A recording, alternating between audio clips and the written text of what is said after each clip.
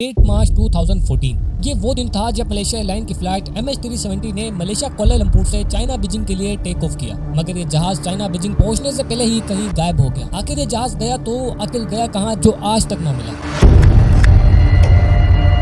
दोस्तों इस वर्ल्ड की वीडियोस में एक बार फिर से खुश हैं। दोस्तों 8 मार्च 2014 इस दिन मलेशिया एयरलाइन की फ्लाइट MH370 ने कोलालमपुर से बीजिंग के लिए टेक ऑफ किया। इस जहाज में 227 पैसेंजर्स, 10 फ्लाइट अटेंडेंट और 2 पायलट मौजूद थे, जिनमें से एक का नाम कैप्टन ज़ाहराई अहमद जो कि 53 साल के थे और one of the senior most captain Malaysia airline के, जिन्हें 33 सालों का अच्छा खासा एक्सपीरियंस था। दूसरी तरफ फर्स्ट ऑफिसर फारिक हमीद जो कि 27 साल के थे। ये इनकी ट्रेनिंग फ्लाइट की तरह थी, जिसे पार करके ये पूरी तरह से सर्टिफाइड हो जाते एक पायलट बनने के लिए। हालांकि फारिक हमीद भी पिछले 7 सालों से पायलट की ट्रेनिंग कर रहे थे और अच्छा खासा एक्सपीरियंस भी कमा चुके थे। और अगर इस जहाज की बात की जाए तो ये 11 साल पुराना बोइंग 777 था, जिसमें ना ही किसी भी किस्म की प्रॉब्लम थी और पास में ये जहाज ना ही किसी मैकेनिकल और ना ही किसी इलेक्ट्रिकल हादसे का शिकार हुआ था। यानी बताने का मकसद ये है कि जहाज रोजाना के तौर पर 5 घंटे 34 मिनट की परवाज किया करता था, जो कि मलेशिया से चाइना और चाइना से मलेशिया आया जाया करता था। दोस्तों इस फ्लाइट के ज्यादातर पैसेंजर भी चाइना से ही ताल्लुक रखते थे, लेकिन शायद इस जहाज का ये दिन बहुत ही ज्यादा खराब था। हालांकि इस जहाज में भी पेट्रोल हद से ज्यादा डाला गया था, ताकि अगर मौसम खराब भी हो तब भी ये जहाज आसानी से आगे किसी दूसरे एयरपोर्ट पर भी लैंड कर सके। यहाँ पर 12:45 पर रोजाना की तरह फ्लाइट MH370 ने बीजिंग के लिए टेक ऑफ किया और तकरीबन 20 मिनट तक सही रास्ते पर फ्लाई किया। लेकिन रात के 1:09 पर यह फ्लाइट मलेशियन कोस्ट लाइन को पार करके साउथ चाइना सी के ऊपर वियतनाम की डायरेक्शन पर चली जाती है। यहाँ सब कुछ सही चल रहा था कि इतने में 11 मिनट बाद यानी 1:19 पर कुआलालंपुर एयर ट्रैफिक कंट्रोलर ने फ्लाइट MH370 से आखिरी मुलाकात में ये कहा,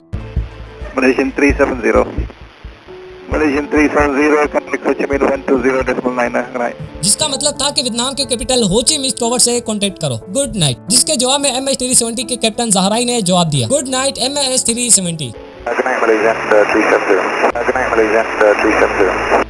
लेकिन ना ही कुआलालंपुर टावर को और शायद ना ही कैप्टन ज़ाहराई को मालूम भी ना होगा कि इनका ये गुड नाइट वाला मैसेज MH370 से रिसीव्ड होने वाला आखिरी मैसेज था। अब जहाज मलेशियन ज्यूरिसडिक्शन से बाहर निकल चुका था और वियतनाम की ज्यूरिसडिक्शन में दाखिल हो चुका। लेकिन यहाँ पर जो सब कुछ सही चल रहा था वो अब सब खराब होने लगा था। हुआ यूं कि ये जहाज हो ची मिन्ह टावर के रडार से अचानक गायब हो गया। अब हो ची मिन्ह टावर को गड़बड़ लगी तो उन्होंने फ्लाइट MH370 से कॉन्टेक्ट करने की कोशिश की, मगर आगे से कोई जवाब ना आया। यहाँ दोबारा कॉन्टेक्ट करने की कोशिश की गई, लेकिन अब भी कोई जवाब ना आया। अब 18 मिनट तक लगातार कॉन्टेक्ट करने के बाद हो ची मिन्ह टावर ने कुआलालंपुर को फ्लाइट MH370 के गायब होने की आमतौर पर ऐसी सिचुएशन में सिर्फ 1 घंटे के अंदर रेस्क्यू टीम को इन्फॉर्म करना पड़ता है, लेकिन यहाँ पर Kuala Lumpur aeronautical rescue coordination centre को 4 घंटे गुजर जाने के बाद इन्फॉर्म किया गया। लेकिन अब बहुत देर हो चुकी थी, क्योंकि अब सुबह के 6:15 हो चुके थे और ये वो टाइम था जिस टाइम फ्लाइट MH370 को बीजिंग के एयरपोर्ट पर लैंड करना था। लेकिन जो एक छोटी सी उम्मीद रह गई थी कि शायद फ्लाइट MH370 यहाँ लैंड कर जाए, लेकिन सुबह के 6:15 से लेकर 6:20 हो गए, लेकिन जहाज का कुछ पता नहीं चला। अब जहाज साउथ चाइना सी पर गायब हुआ था, उस एरिया पर सर्च ऑपरेशन स्टार्ट किया गया।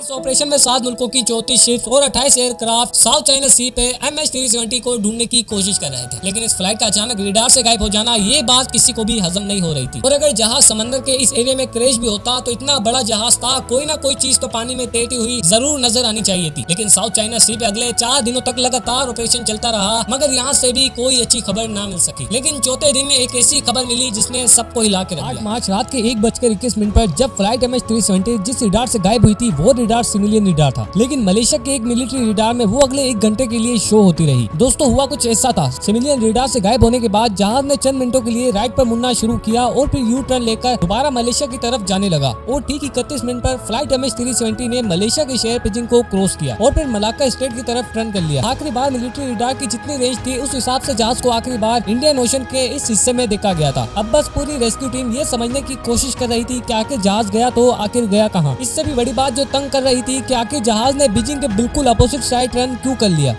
अब जो सर्च ऑपरेशन साउथ चाइना सी पर चल रहा था वो अब इंडियन ओशन के इस हिस्से पर शुरू हो गया। लेकिन हैरत तौर पर यहाँ पर भी फ्लाइट MH370 का कुछ पता ना चला। लेकिन कुछ दिनों बाद दोबारा एक ऐसी खबर निकली जिसने सारी सिचुएशन ही बदल डाली। दोस्तों फ्लाइट MH370 मिलिट्री रडार से तो 2:22 पर गायब हुआ था, मगर एक सैटेलाइट थी जिस पर वो लगातार शो होता रहा। जी हाँ दोस्तों, ये सैटेलाइट इनमार्सat नामी सैटेलाइट थी, जो कि फ्लाइट MH370 से तकरीबन 35,000 किलोमीटर दूर थी। आपको ये बताते चले कि बोइंग जैसे जहाजों में अक्सर ऐसा होता रहता है, जब इनका कम्युनिकेशन कम्युनिकेशन सिस्टम किसी वजह से खराब हो जाता है तो वो ऑटोमेटिकली किसी सैटेलाइट से कांटेक्ट करने की कोशिश करता है। इस जहाज ने भी ऑटोमेटिकली ठीक हर 1 घंटे के बाद इस सैटेलाइट से कांटेक्ट करने की कोशिश की। अब इस सैटेलाइट में सेव डेटा की मदद से एक्सपर्ट्स ने फ्लाइट MH370 के आगे मूव होने का भी पता लगा लिया। हुआ कुछ यूं था कि मिलिट्री रडार से भी गायब होने के बाद इस फ्लाइट ने दोबारा टर्न लिया और फिर इंडियन ओशन के ऊपर लगातार 5 घंटे तक सीधी डायरेक्शन पर प्रवास करता रहा। यानी जब रेस्क्यू टीम जहाज को साउथ चाइना सी पे ढूंढ रही थी उस वक्त ये जहाज फ्लाई कर रहा था, लेकिन इस जहाज की लोकेशन वहां से बहुत दूर थी। एक्सपर्ट्स और इन्वेस्टिगेशन टीम का मानना है कि ऑस्ट्रेलिया से 2000 किलोमीटर वेस्ट पर इंडियन ओशन के इस कर्व्ड स्पॉट पर आ जाके जहाज का सैटेलाइट से कनेक्शन टूटा। यानी इस जहाज का कोलालमपुर से टेक ऑफ करने के बाद यहाँ तक पहुँचने में तकरीबन 8 घंटे लगे और इस जहाज में पेट्रोल भी इतना ही था। अब इस बात से अंदाजा लगाया गया कि ये फ्लाइट MH370 पेट्रोल खत्म होने की वजह से इंडियन ओशन के इसी कर्व्ड हिस्से पर ही क्रैश हुआ होगा। आपको यहाँ बताते चले कि इंडियन ओशन का ये कर्व्ड हिस्सा पूरे इंडिया से भी काफी ज्यादा बड़ा है। अब यहाँ पर स्टार्ट किया गया एक deep sea search operation. MH370 को ढूंढना बहुत जरूरी था क्योंकि जब जहाज और उसका ब्लैक बॉक्स नहीं मिलेगा तब तक कैसे पता चलेगा कि जहाज के अंदर आखिर चल क्या रहा था। इस कर्व्ड हिस्से में महीनों नहीं बल्कि सालों डीप सी ऑपरेशन चलता रहा, लेकिन यहाँ पर भी कोई सुराग ना मिला।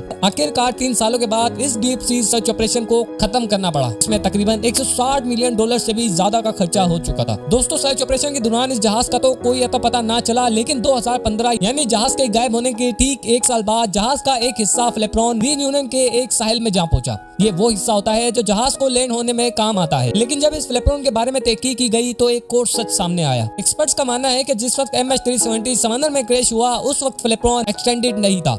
इसका मतलब है कि जहाज क्रैश होते वक्त अपनी नोज के बल समंदर में जा गिरा और अगले कई सालों के बाद इसके और हिस्से भी अफ्रीका के साहिल में जा मिले, लेकिन जहाज और उसमें सवार मुसाफिर अभी तक ना मिल सके। ये कोई नहीं जानता था कि MH370 के क्रैश होने से पहले उसके अंदर क्या चल रहा था। कुछ इन्वेस्टिगेशन का शक है कि जहाज हाईजैक हुआ था और कुछ कहते हैं कि किसी इलेक्ट्रिक फेलियर की वजह से जहाज का बाहर की दुनिया से कॉन्टेक्ट टूट गया था और ऑक्सीजन की कमी की वजह से जहाज में सवार अफराद बेहोश हो गए थे। लेकिन सच क्या है तो जहाज के ब्लैक बॉक्स में रिकॉर्ड हुआ होगा जो कि जहाज के साथ ही कहीं गायब है। MH370 गायब होने के पूरे 8 साल बाद यानी फरवरी 2022 में एक बार फिर से जहाज को मिलने की उम्मीद दिलाई गई। एक British engineer aerospace retired Richard Godfrey ने दावा किया है कि वीक सिग्नल प्रोपेगेशन एनालिसिस के जरिए इसने जहाज की असल लोकेशन का अंदाजा लगा लिया है। लेकिन रिचर्ड गॉडफ्रे ने जो पिन पॉइंट लोकेशन बताई है वो भी इंडियन ओशन के इसी कर्व्ड हिस्से पर ही मौजूद है। रिचर्ड गॉडफ्रे का कहना है कि बताई गई ठीक इस जगह के 4000 मीटर नीचे अभी भी MH370 मौजूद है। लेकिन अब देखते हैं कि मलेशियन अथॉरिटीज रिचर्ड गॉडफ्रे के इस क्लेम को कितना सीरियस लेती है और कब इस जगह पर एक नया सर्च ऑपरेशन स्टार्ट करती है, ये तो वक्त ही बताएगा। उम्मीद है कि आपको ये वीडियो अच्छी लगी होगी। अगर अच्छी लगी है तो वीडियो को लाइक करके चैनल को सब्सक्राइब जरूर कर लें। बाकी मिलते हैं मूवीज वर्ल्ड के एक नई वीडियो में, तब तक के लिए अल्लाह हाफिज।